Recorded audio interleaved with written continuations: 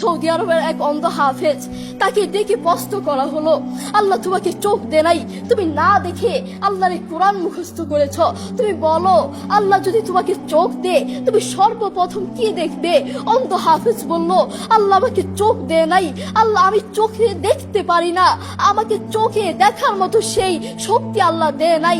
আমাকে যদি আল্লাহ চোখ ফিরিয়ে দে, আমি আল্লাহর কসম করে বলতে পারবো আমি আমার মাকে দেখবো না, আমার কলিজার টুকরো সন্তান আছে আমি সন্তানকে দেখবো না, আমার ভাই আছে, আমার বন্ধু আছে, আমার প্রিয় মানুষ আছে আমি তাদেরকে দেখবো না। আমি দেখবো যেই কোরআন আমি না দেখে মুখস্থ করেছি সেই কোরআন দেখবো, সেই কোরআনের আয়াতগুলো কত সুন্দর তার দিকে তাকাবো। আল্লাহু আকবার। আমরা আমাদের কথা বলছি, আমাদের চোখ থাকতে আমাদের কোরআন পড়ার সময় হয় না।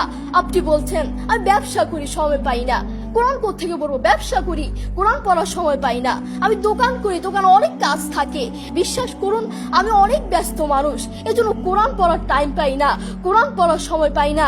প্রিয় ভাই, আমি আপনাকে বলতে চাই, আপনাকে সময় কে দিয়েছে? আপনাকে সময় কে দিয়েছে? যেই আল্লাহ আপনাকে সময় দিয়েছে সেই আল্লাহর জন্য আপনি কোরআন পড়তে পারেন না। আপনার চেনা ফলমান আসমানের নিচে জমিনের উপর আরেকটাও হতে পারে না। কথা বলেন ঠিক কিনা?